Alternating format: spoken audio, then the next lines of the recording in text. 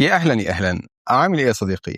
أهلا بيك في كورس جديد بعنوان أول خطوة في طريق التداول. ده كورس مجاني أنا عامله مخصوص علشان يساعدك تبدأ مشوارك في تداول الأسهم. فالكورس ده معمول علشانك أنت لو طول عمرك عايز تفهم سوق الأسهم بس مش عارف تبدأ منين، أو ما عندكش أي خبرة في التداول، أو حاسس إن المعلومات اللي بره كتير ومتلخبطة وبتشتتك. فلو ده وضعك يبقى الكورس ده بتاعك 100%، لاني همشي معاك خطوه بخطوه وبابسط طريقه ممكنه. هنبدا من الاول خالص، ايه هي الاستوك، هشرح لك يعني ايه سهم وازاي تكسب منه. بعدها هندخل على انواع الاوردرز اللي تقدر تستخدمها لما تيجي تشتري او تبيع سهم، وهنتكلم كمان عن الطرق المختلفه لتحليل شرطات الاسهم، وانواع التريدنج ميثودولوجيز او اساليب التداول اللي تقدر تستخدمها علشان تتداول في السوق، وحاجات تانية كتير. ومع نهاية الكورس إن شاء الله هتكون واثق كفاية إنك تقدر تعمل أول صفقة أسهم ليك في السوق بنفسك. فيلا بينا نبدأ دلوقتي حالا.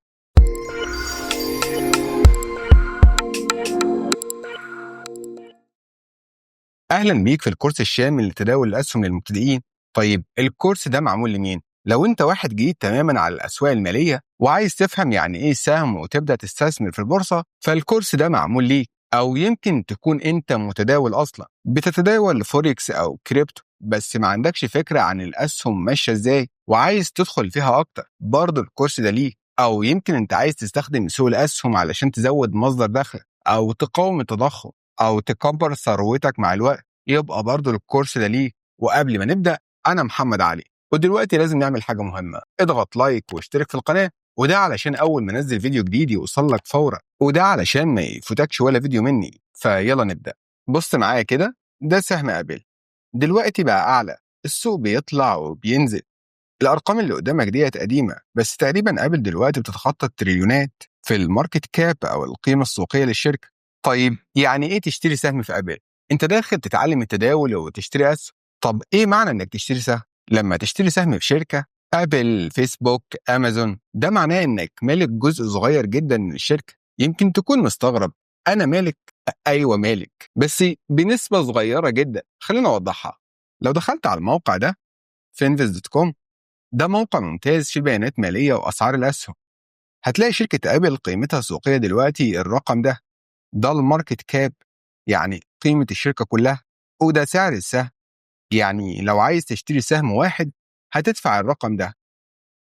وانت لما تشتري سهم واحد فنسبة ملكيتك لو عايز تحسبها بتساوي عدد أسهمك على عدد أسهم الشركة كلها، وبعدين تضربها في 100. فلو شركة فيها مثلا 1000 سهم وانت معاك واحد سهم بس، يبقى 1/1000 اللي هم عدد أسهم الشركة بيساوي 1/10%. وده معناه ان حصتك صغيرة جدا جدا، بس اسمك بيبقى مالك رسمي. يعني مثلا لو الشركة عبارة عن كيكة كبيرة، عدد أسهمك هو الجزء اللي ليك منها، وكل ما تمتلك أسهم أكتر الجزء اللي ليك بيكبر. طيب بافتراض إنك شخص فاحش الثراء، رحت شاري أسهم أبل ب 410 مليار دولار، ساعتها هتبقى تقريبا مالك في الشركة 10% منها. وده ليه؟ لأن قيمة أبل السوقية دلوقتي حوالي 4.1 تريليون دولار، وبالتالي 410 اللي هم عدد الأسهم اللي أنت هتشتريهم على عدد أسهم الشركة 4100 بيساوي 10%. فده معناه إنك لما تشتري سهم انت فعليا بقيت شريك في الشركة، والأسهم بتتداول في البورصات. فكل دولة عندها بورصة أو أكتر بيتداولوا فيها الأسهم بتاعت الشركات المحلية بتاعتها.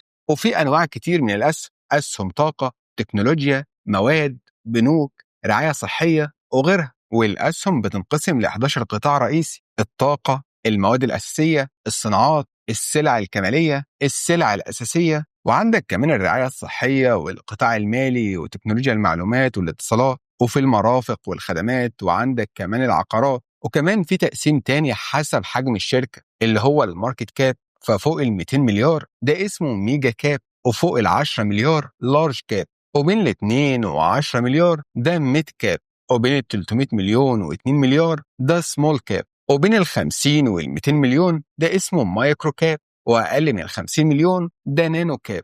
وأخيرا البين ستوكس اللي هي أسهم أقل من $5، وعادة أحجام صغيرة جدا. طيب ليه أصلا تتداول أسهم؟ في أسباب كتير. أول حاجة علشان تهزم التضخم، يعني في مصر مثلا من 11 ل 12%. كمان علشان تنمي فلوسك على المدى الطويل، أو علشان تعمل دخل إضافي. ففي ناس بتتداول شهريا وتجيب 2% ل 5% شهر، وقبل ما ادخل في الموضوع اكتر اسأل نفسك انا ليه بتداول اسهم، او انا ليه عايز ابدأ التداول في الاسهم، لان قدام في الفيديوهات هتعرف ان كل طريقة تداول ليها مزايا وعيوب، بس لازم تحدد هدفك الاول. ونيجي للسؤال المهم، ازاي تشتري سهم؟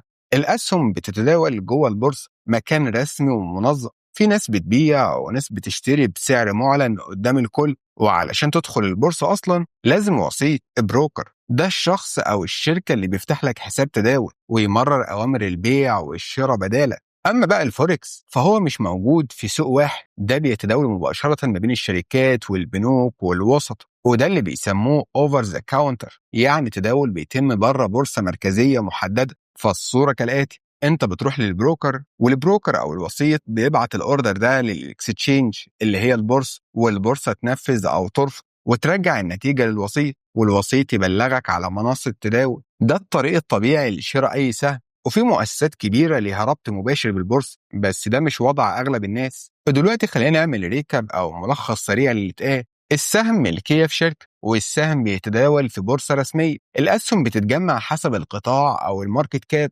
وشراء الأسهم بيتم خلال وسيط بيرسل الأوردر للبورصة ويرجع لك النتيجة، وبكده تبقى الصورة كاملة قدامك. فالسهم مش رقم ولا خط على الشارت، السهم هو ملكية حتى لو صغيرة، وبيتنفذ في سوق منظم وبخطوات واضحة. وفي الفيديو اللي جاي هقول لك بقى ازاي فعليا تكسب من تداول الأسهم، وهقول لك الطريقتين اللي بيستخدمهم كل المتداولين. أشوفك الفيديو اللي جاي، سلام.